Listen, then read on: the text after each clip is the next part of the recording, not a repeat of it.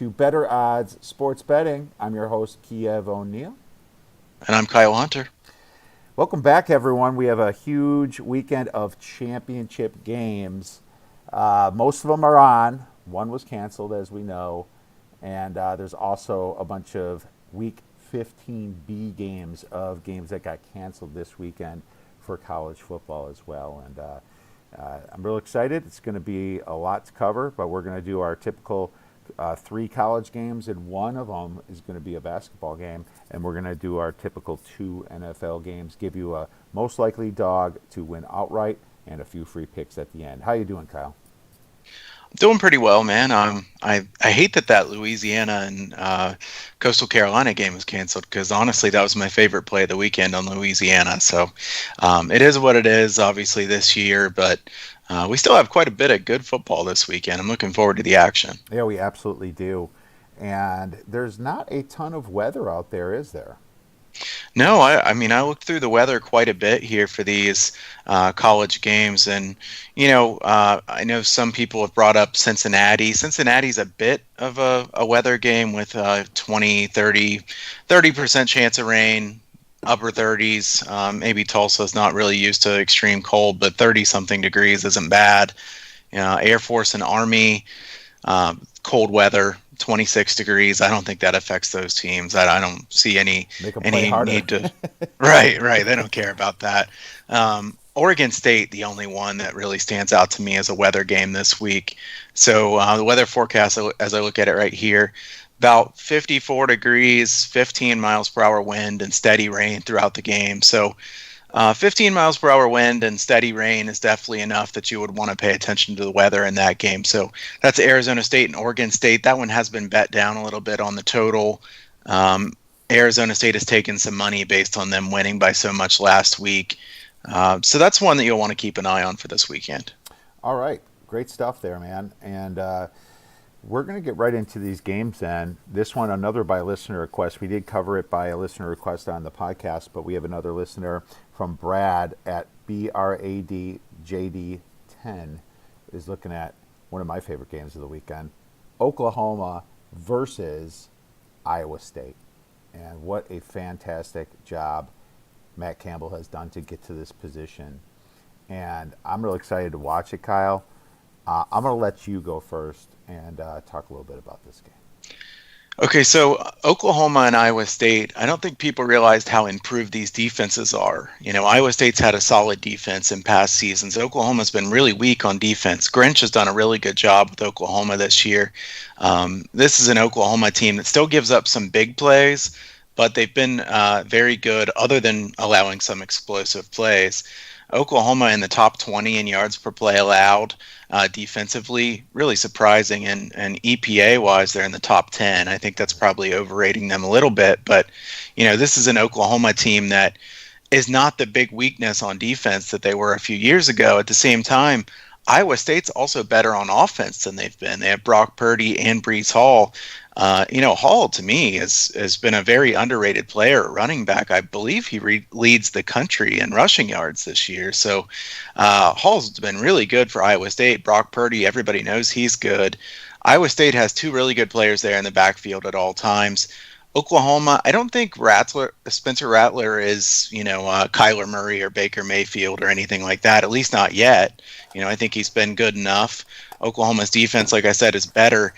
I want to take the under in this game, but there's something about, taking a neutral site game like this in perfect conditions between Oklahoma and Iowa State that I'm just scared to take under 58.5. I mean, if it was higher, I would take the under in this one.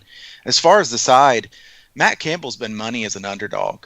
And I know I've said this several times, but I feel like it bears repeating. As a dog of 3 points or larger, Campbell is 27-12 ATS in his coaching career. So, I mean, this is a pretty large sample size for Matt Campbell. He's proven that he's good when people are kind of doubting his team. I think this will be a close game. If we've got a 6-point spread, and I think it's going to be a close game down to the wire, I have to lean toward taking the points here with Iowa State. Man, I bet you people at Texas wish they hired Matt Campbell a while back. And I know Herman's good as a dog too, but for some reason Matt Campbell has Oklahoma's number. He really does. I mean, he plays great against them. He's upset them before with some of their best teams that they put out there. You know, with Kyler Murray, I think that was one of the games that he might have upset them in as well. And I'm just really excited for him. Let's look a little bit at the numbers here. You know, you're right. It's at 58. It went down a little bit, but you know, there's some a little bit more sharper action on the over at 58. I disagree with that. I lean to the under in this because Grinch has been doing a great job, and Matt Campbell does have this fast Lincoln Riley offense kind of figured out. And Spencer Rattler's still a freshman. You know, there's going to be some butterflies in his stomach for this game, in my opinion. This opener is kind of wrong. I mean, I'm sure it did open somewhere at this, but it shot up to like 7-ish, and it's back down to 5.5 or 6. I'm liking this 6 now because it was at 5.5 this morning, Kyle, and my power ratings have this game at 3.5. It has Oklahoma minus 3.5, and at 6, that makes it a small play for anybody that wants to take it. As far as I'm concerned, and Brad also said he took my advice and took 10-1 he got on Iowa State to win the Big 12, and I covered the 12-1 I had on the podcast. But the break even for me was laying 866 to make 433, which minus your unit, if you're using $100 unit size, would be 333, and I did that to do the math. So for me, I'm going to lay 6 units to make 3. And then minus mine, I'll get 2 units of profit on my bet. So that's the way I'm going to do it if Oklahoma wins. On the other side of it, I'm going to, get 5 or 6 units back, as well as what I put a unit in for if Iowa State wins. So that's how I'm going to play that. I think that's a fair way to play it. And for anybody that got 10-1, I would say maybe just do 5 units to make a unit and a quarter or whatever to unit and a half instead of making the full 2 units. That's what I would possibly do if I was in his shoes. Yeah, I think that's fair. And I think if you think Iowa State's a live dog, you hate to get out of this so much that, you don't have a pretty decent profit there on Iowa State if they win this, because, they've been so good throughout the course of the season. You don't want to minimize your profit a lot if the team that you had to start with wins it. So I think that's fair to say I'm going to lock in a profit no matter who wins this, but I want the bigger profit if Iowa State wins it. Yeah, absolutely. And imagine how awful we felt after that Louisiana game holding this ticket. We're like, oh, God, maybe Iowa State's not. And I was on Louisiana that game, too. First game of the season, and I was on them because the spread was just too big, and it was the first game. I was like, I like Louisiana this year, and you obviously liked them for your best play this week. But now, after seeing Oklahoma lose, we're like, yes, we thought there might be a chance that you're going to get your Iowa State versus maybe a lesser opponent, maybe Oklahoma State, or maybe Texas was kind of in it too at that point when we were thinking. But even though it's Oklahoma, I'm happy they didn't blow out Baylor, because if they blew Baylor out, it would be minus 300, and you'd be looking at probably 7.5, in my opinion. So that Baylor helped this hedge, in my opinion. But as far as you guys out there that might not have this future, I like Iowa State at +6, and I think you might get +6.5. So watch it a little bit, and this could be another free play. I'll give it out at +6. Iowa State, why not? And I think they're seriously a live dog here, and I lean to the under, Kyle.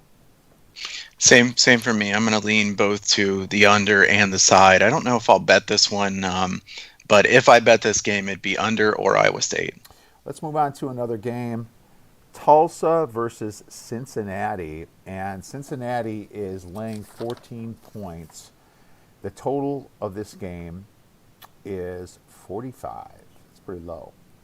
And if you look at the money distribution here, I'm going to pull up the Tulsa game. 65% of the bets were on Tulsa and 80% of the money. But that was kind of when it opened. It went down to 14. So it's kind of been stagnant there for a while. The total opened up at 46.5, 47, I've seen it. And now it's down to 44.5 to 45.5, depending upon what book you look at. So if I was going to take this total, I would have taken it early, and and maybe I should have, but at the same time, it did move that much. There's a chance that you would think that maybe Cincinnati could blow this team out just because they want to make a statement for the committee. You know, they want to say, why aren't we in the playoffs here? We did everything we could. The problem with Cincinnati is all those pre-ranked teams in the American Athletic Conference, like your UCFs, your Memphises, they all beat each other. You know, they beat each other up pretty bad. And when that happens and you're a lower conference, nobody's ranked, you know, and so your quality of wins really goes down. Even though I think UCF would beat half the SEC teams out there. You know, I really think that. Half of them, for sure. I mean, you got Mississippi State, LSU's terrible this year. Vanderbilt, come on, you know. So what I did, and I grabbed 14.5 because I saw the number potentially coming down. I'm undecided if I'm going to wait to see if it gets lower. I'm okay with it because Tulsa has a very solid defense. So if it doesn't get past lower than 13, that my buyback would be 12.5. I'm going to hold tight with it. I'm not going to give it out at 14. I think that's probably around where the market's telling it should be. And my power ratings do have it a little bit lower. I think my power ratings have the game probably around the 10.5, but I don't trust it as much because Cincinnati needs a big win with margin. Kyle, what are your thoughts on this game? So my thoughts on this one, actually there was a 48 at Bookmaker at the open on this one, and I paused just long enough when thinking about whether I should take the under that it immediately got hit down. Kind of wish I had taken that. I could have at least had a middle possibility because there was a 44.5 for a good while. 48 and 44.5 would have been a decent middle. You know, I hate to bet aside on this game, and I think if I had to bet aside on this game, I'd take Cincinnati because Cincinnati has every reason to want to try to blow out this Tulsa team that you could ever have. Tulsa has been a team that I've backed many times this year, been involved in their games, and they've been good to me. I do think Tulsa's been a bit fortunate in some of their games this year. We know they were really fortunate against East Carolina with that brutal game, and then Tulsa was really fortunate also against Tulane. That was a game where their quarterback was out, and then they came back and completed that Hail Mary pass and then won in overtime. Tulsa's a good team. They haven't been consistent on offense at all. In the first half, their games have been really low scoring. I've heard several people talk about this. I looked at this a lot. Tulsa has not been able to score in the first half of games. So if I'm taking an under here, I'd like taking a first half under. So that's my look in this game is Tulsa Cincinnati first half under. I don't see a line currently for that one, but I assume it will be, somewhere in it should be above 21. So as long as you're above 21, I like the first half under in this game. My concern with taking a full game under is Cincinnati wanting to run up the score here. And if Tulsa gets behind, they can't play slowly. They're going to have to speed up their pace of play. 45 is a pretty low number in today's football. So I think that Cincinnati, I'm a Buckeyes fan first. I do like Cincinnati, but I think Cincinnati does have a bit of a gripe here with the committee because they keep dropping. I think they're ninth or something in the rankings at this point. Cincinnati has I think they should be higher than ninth. I'm not sure that they should be in the playoffs, and I don't know, depending on what would have happened in front of them, I don't know if they would have made it or not. But ninth has them to where, it seems like no matter what happens, Cincinnati's not going to make it in. I think Cincinnati is better than they've been given credit for. I think that they come out motivated in this game. I'm going to lean towards Cincinnati, but I don't think I'm going to bet it. And I think I'll probably place a small personal bet on the first half under here. All right, well, there you go. Good call on that. I was trying to make a few adjustments. Your voice is just a little bit behind the camera. But either way, we have a great game coming up here with some college basketball, Kyle. And I do like, by the way, I do like your angle on the second half under. I'm going to think a lot more about that now that you brought that up. They could definitely come up a little bit careful with the ball in a championship game like this. Gonzaga versus Iowa. Right? How do you not cover Gonzaga versus Iowa, the number 1 and the number 3 team in the nation here? And I got to tell you, man, this is getting played in Sioux Falls, right? In Sioux Falls, South Dakota. Imagine being a person living in Sioux Falls where all you can do is pretty much throw snowballs at each other throughout the winter. And the number one and the number team, three team comes in and you can't even go to the game. you know, they're going to meet at this place and you're like, you can't even go to the game. Nothing else to do. What a It bummer was your for them. chance, right? God, Yeah. I mean, number one and number three. What an exciting game this is going to be, and it's just a big bummer that they can't go. But man, I'm excited to watch this game. And Kyle, I got a question for you right off the bat. What is your buy-in number to make you bet the under in this game? Buy-in number on the under would have to be way higher than we're ever going to see in this game because I don't want any part of the under in this game. That's for sure. Right. And listen, I think you know me well enough to know that I like taking neutral site unders. And here we've got a neutral site game that's going to have a really high total. As we're talking right now, I see FanDuel has 173.5 on this one. So this should be one of my unders, right? But it is not going to happen. I'm not taking Iowa and Gonzaga under the total. Gonzaga is so good on offense this year. Mark Few has said that this might be his best offensive team he's ever had. He's had a lot of really good offenses at Gonzaga. They're also playing really fast. And if you've watched Iowa so far, you know that Iowa is really, really fast. They're very good on offense. Iowa's not very good at defense. They really aren't. I don't see how Iowa's going to stop Gonzaga in this one. At the same time, some people would say, well, why don't you just take Gonzaga then? Gonzaga's been on that long COVID pause. I don't like betting a team in their first game back after a big long break like that. We've already seen several teams have a very poor performance in that first game back. I'm not anxious to bet Iowa full game at 3.5 here either. I think my favorite play in this game's the over. It feels weird to say. But to be honest with you, my numbers are clearly higher than 173.5. And that's accounting for this being a neutral site game. So this is one that I'm honestly going to consider betting myself. I'm going to look at this one a little bit more because it feels, against my principles to take over 173.5 on a neutral site. But that's the only thing. It's the only thing I could bet. I mean, what do you think if we project the final score of, 88-85, would be 173. I think somebody's getting in the 90s here. If somebody doesn't get in the 90s, I'll be a bit surprised here. So, leaning to the over. How could you not? The only question you have is if maybe this game's so big to these kids, they're going to have a little bit of nerves coming in. But I mean, there's seniors on Iowa. These kids have played 4 or 5 years already, man. Gonzaga has been sitting out a little bit for COVID protocols here, and that's something I'm keying in on. I have my numbers. I have Gonzaga winning the game 89-87 at 176, and I'm not even sure if that's too low. If this was 195, I'm not even sure if I would take the under, man. I was going to say my buy-in might be 200. Yeah. And so I'm super excited for the game, but Gonzaga's got a better defense, and you can see some of those stats on Ken Pom. They do have the better defense, and Iowa just doesn't play a ton of defense. They want to get down the court quick, and they want to launch a three, run in, kick out. There's Bohannon, there's McCaffrey, there's whoever. There's Garza sitting out there sometimes. Right.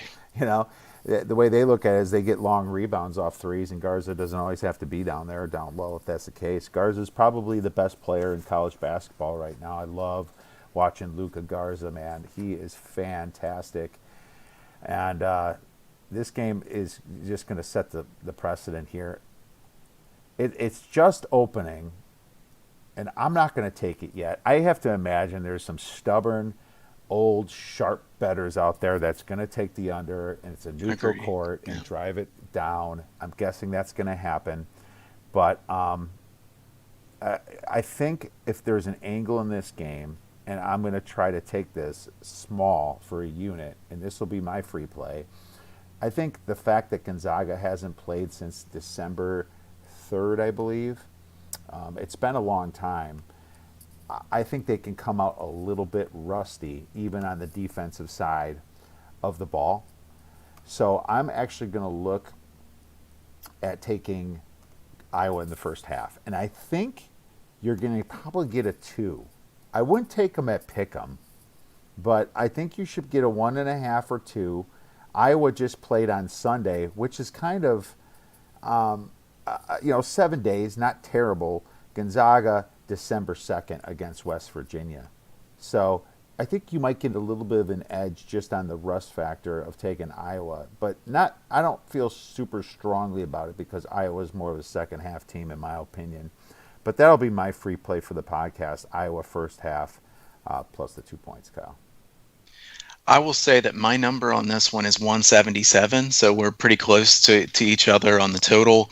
I am hoping for some of those people that just blindly bet the high numbers under the total. That usually does happen. If you haven't followed the college basketball market very much, you see a total of 170, usually gets bet down to 167 or something. You see a total of 120, usually gets bet up to 124 or 125. So you never want to bet an under that's at a low number early. You never want to bet an over that's at a high number early. So let's see if that stays true in this game. All right, sounds great. I'm excited for this, man. Can't wait to watch it. Let's just hope it doesn't get canceled like the Baylor game because we talked about that for a long time, and then that game got canceled, and that was going to be number 1 versus number 2. But we'll take this one for sure. Yeah. Well, who's your most likely dog to win outright then, Kyle? It's probably one of mine, but we'll see. I was going to say I like a couple here, and I'm kind of hoping that you have the other one that I don't say. I like Stanford here against UCLA. UCLA is in a bad spot in this game. UCLA covering, winning a lot against USC, their rivalry. They've already said they're not going to play a bowl game. You read the quotes from UCLA's players after that game. They were really disappointed. That was a really disappointed locker room. Stanford's been playing better here the last few games. Stanford got blown out by UCLA last year. I think all the angles in this game point towards Stanford really having a chance to win this game. So pretty big money line price here on a team that's +7. I'll take Stanford this week. All right. It's not one of mine, thank goodness. But I like your angle on it for sure. UCLA had a heart-crushing game last weekend against USC, and they didn't cover that game because of the last-minute touchdown, I believe it was, or last few minutes with USC. So interesting stuff. I'm going to go with San Jose State to win outright against Boise State. And I talked about this a bit on the podcast, but I think that they're a live dog here. San Jose State has a 1.7 plus yards per play. That's big. Boise State is 0.7 or 0.8, depends upon what factors you're looking into here.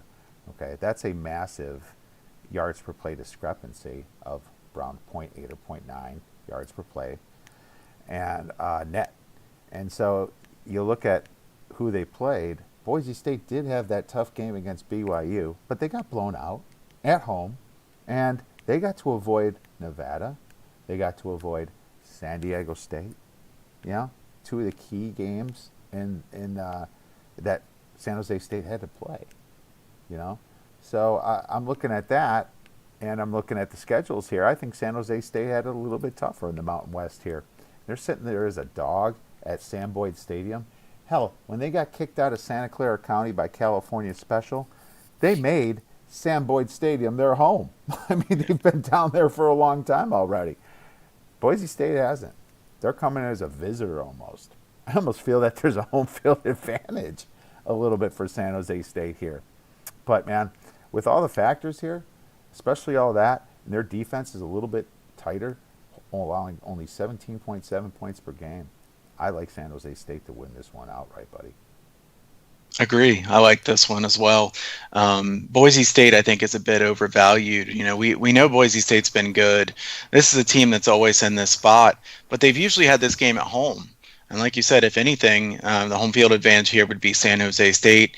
And San Jose State's yards per play margin really stands out compared to Boise State. So I don't disagree even in the slightest on this one. Awesome. Well, let's move on to some NFL then, my man.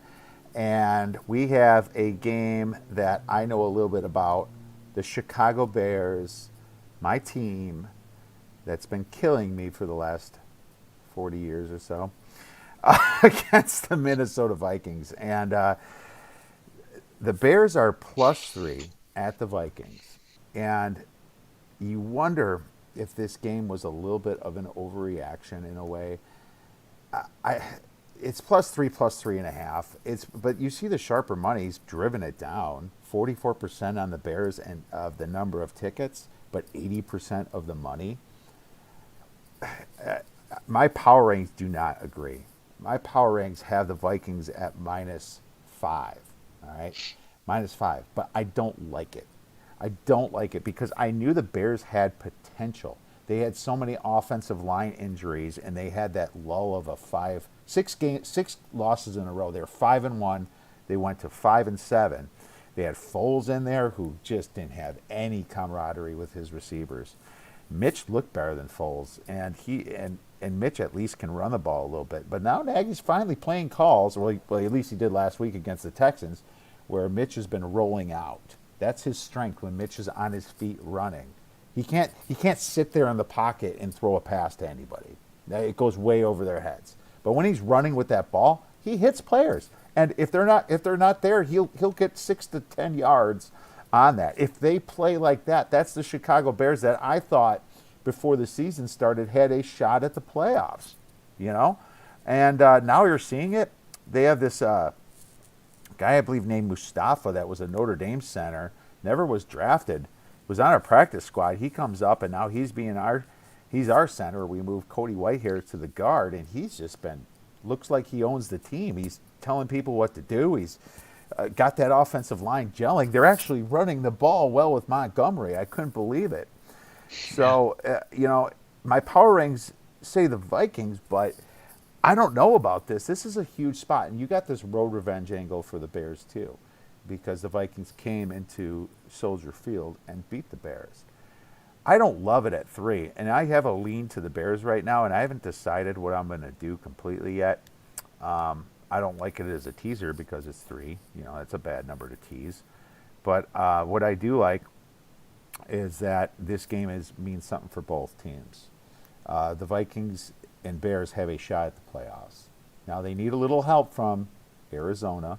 Arizona's got to lose 2 of the next 3 games. They have Philadelphia with Jalen Hurts, and they have, I think, San Fran and the Rams. They'll probably lose against the Rams.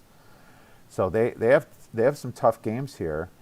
And the Bears have Jacksonville, and then the Packers, who might not even start their starters if they have the number 1 seed. So the Bears know that they're in it. The Vikings have to beat the Bears. Whoever wins this. There also is another angle if Tampa Bay loses last few games that they'd be bounced out too. But I think these teams are very motivated, and I'm going to lean to the Bears. Kyle, do you have any thoughts on this game? I think you covered the side well, so I'm going to talk here briefly about the total. I'm going to lean to the over in this one. The Bears, to me, look like a pretty good over team right now. Certainly Trubisky's playing far better than Foles was. And, I don't think either one of us is going to sit here and try to argue that Trubisky is a really good quarterback. But, the kind of quarterback play they were getting earlier this season, what he's played like the last couple of weeks is a big upgrade over that. And, Chicago, like you said, it's really been impressive to see Montgomery being a weapon like he was, because for a long time it was kind of a running joke. Montgomery's going to get a yard on every single play, and he's going to be one of the worst for fantasy owners and things like that. The last couple of weeks, he's actually been really good in fantasy football. So, I think that the Vikings defense is still questionable. The Chicago defense isn't as good as they appeared earlier in the season, and they're not what they once were. Minnesota has plenty of weapons on the outside. Thielen, Jefferson, Cousins has been pretty good. I think it's largely because he has a lot of good players around him, and obviously Cook. So the Vikings have a lot of weapons on offense. 46. This game being played in a dome. I'm going to lean to the over in this game. I like that. I can go a lot better. I feel more comfortable with the over than any side of this game personally. I'm not sure which side of the Bears you're going to get. You expect them to put some points up, but the Bears couldn't really stop Dalvin Cook, and they have Madison back too. So they have their running backs back, and the Bears are just allowing more yards. I mean, the Vikings are going to get some points, and it could be in the garbage time, but I think the Bears get some points too. 46, that's low enough. I definitely agree with that side, the lean. Let's move on to Kansas City versus New Orleans. And this game is massive, obviously, Kyle, because New Orleans is still fighting for home field advantage for the playoffs because only one team gets it this year. And Kansas City has to still be ahead of the Steelers. They are by a game, but they have to still retain that. I cannot wait to watch this game. They just announced Drew Brees is starting after 11 broken ribs and a punctured lung, Kyle. I gave out the over at 51.5. It's at 52 now. And I gave it out thinking it was Taysom Hill, but I like it a lot more. And this was already a free play for me. I'm going to let you get started and tell me your thoughts. I'm surprised that Drew Brees is playing. That's my first thought in this one. When I heard his injury, I thought, I wonder if he's going to be back even for the playoffs. And, if he plays in this game, it's pretty impressive. In general, I'm a fan of Drew Brees. He's been good for so long. New Orleans has a ton of weapons on offense. And I'll say, before I say anything about a side, my favorite play in this game is the over, and that's the one that you already mentioned. So I like the over here as well. It's hard to imagine Kansas City stopping New Orleans consistently because Kansas City's run defense is a problem. New Orleans should be able to run the ball well on them, and obviously New Orleans has enough weapons in the passing game. As long as Breeze is even half decent, they should be able to move the ball passing as well. And look, I feel like Kansas City scores on everybody fairly easily, right? When they have to score, they score. I mean, because Mahomes and that offense are that good. I don't think anybody can stop Kansas City consistently. So, the only thing Kansas City does at times that they need to improve on is they kick too many field goals in the red zone. And the question is, they're going to get field goals or touchdowns. I think I would have to lean toward Kansas City at -3. I am a bit worried about this because now that they have a lead over the Steelers, you could argue that they would be slightly less, into this game as compared to what they would have been if the Steelers would have won last week.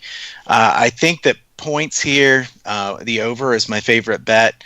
I'm really looking forward to watching this game. This is one of the best games of the season we've had, certainly.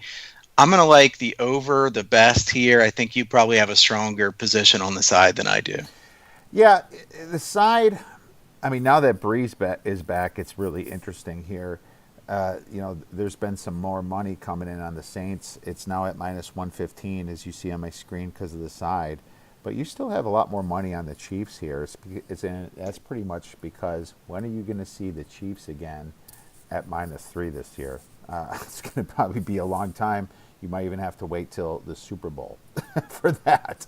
So, and I'm not even sure if that would happen either. I mean, if they play the Saints or the Packers or the Rams, you might see them at 3, but they'll probably be a heavy bet, and they'll probably close at 3.5 is what I would just predict right now without knowing anything, obviously. But the money's coming in on the over, as you see that. So get it if you like it. The side, I'm gonna push back on a little bit. I have some different thoughts I gave to some premium subscribers on the side. But one thing I will say is that Kansas City's weakness, Kyle, is against the run. Okay, and what does Alvin Kamara do really well with Sean Payton? He runs the ball extremely well. He receives the passes. They get a ton of yards on the run, and you're going to see some Taysom Hill running too. Kansas City can't stop the run. They allow 4.7 yards per rush, one of the leagues closer to the league's worst, really. I think they are in the worst 5 for yards per rush itself, not yards per game, because usually teams are passing the fourth quarter trying to beat Kansas City through the air. But I don't see too many games when Kansas City doesn't score 28 plus points, and when it's a big game and they're not bored like we've seen them, they will put some points on. And I know that I know the Saints are getting 24. That's minimum. I think the Saints get minimum 24. So the question is, will Kansas City get your 28 to get you to 52? Or will Kansas City get over their average 31? I think it's going to be more of a shootout type game. So I absolutely love the over. And this was already a play. I gave it away, but very happy about that. Another thing too is that I'm wondering if Breeze could be a little bit rusty. So maybe you look at the Chiefs on the first half. I don't know. I have to think a little bit more about that, Kyle. But Breeze could come out a little bit rusty. I know he's practicing all week with the team, but maybe if you don't like the -3 in the total, maybe look at him in the first half, and you should get a 2 or something. Yeah, sure. I think there are some questions about whether Breeze will be sharp right away, and I mean how he'll be for the entire game. There's a chance we see a decent amount of Taysom Hill still, certainly, and to be honest, I think Taysom Hill should be able to move the ball against this Chiefs defense pretty well if it's him quite a bit too. So, the Chiefs defense has been pretty weak. They've been allowing a lot of points, and like you said, then you look at the other side of it. How many is Kansas City going to score? Kansas City's going to score quite a few on everybody. So I'd be pretty surprised if they don't score enough points here. So we'll agree here on the over.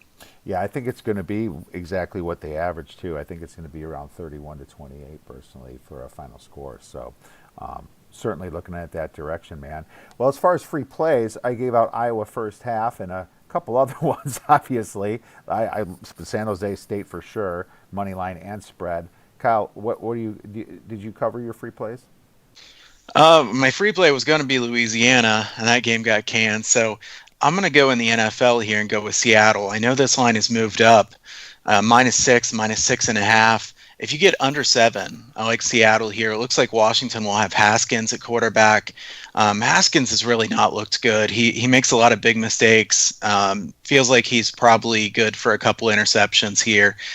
Seattle offensively is going to be hard for Washington to just totally shut down like they have some of these other teams. We know Washington's been winning by scoring on defense. They can't win every single game by scoring only on defense. I don't think they can do that against Seattle. And I think Haskins is a clear step down from Alex Smith when he's healthy. So I'll lay the points here with Seattle. And like I said, I like this as long as it's under 7.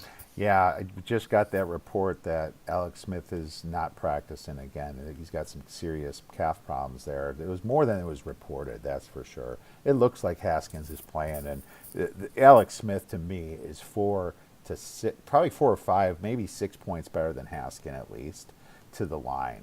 I have just, it's too bad Kyle Allen's not there anymore either, because he would have been less of a downgrade in my opinion. So I have to go with what you said on that one, man. And I absolutely 100% agree. More importantly, though, where could our listeners benefit from your great plays this weekend? You can go to huntersportsfix.com. I lowered the price for my college basketball season pass. You can also get the college basketball and NBA season pass all together, all basketball plays. Look, the NBA is about to fire up too, so we got another sport ready to go here. Hopefully we can keep the sports world going, and things I think have gone about as well as they could have considering everything that's going on. But college basketball, you'll get quite a few plays throughout the course of the season. Certainly you'll get every single play as soon as I make it. If you don't want to pay for plays, that's okay. You can go to huntersportspicks.com and sign up for the free picks newsletter. I will be sending one of those out tonight with a play that I like quite a bit tomorrow in college football that's a team totals play. So I like to take some of the kind of under the radar plays, first half, team totals, things like that. So I'll be sending that out here tonight for a play on Saturday. All right, fantastic. And we had a great NFL week last week, 7-3. If you count money line sprinkles, 9-3 was a great week of NFL. We're up in college. Oddsbreakers.com. And if nothing else, just become a Free Picks newsletter subscriber. They've been on fire lately. I think they're on like an 11-1 run in college, and the NFL has just been going crazy for our free picks. So real happy we can do that. And if you have any questions, or if you want to break us down a game, tweet us at the Odds Breakers. Tweet Kyle Hunter at Kyle Hunter Picks. There's so many huge basketball games on too, so don't get distracted. College football is getting a little boring. Put on basketball. You got to watch the Gonzaga Iowa game. You have to watch that for sure, right, Kyle? Absolutely, definitely have to. And best of luck with all your plays this weekend. Yeah, best of luck. And remember, great teams cover, good teams win.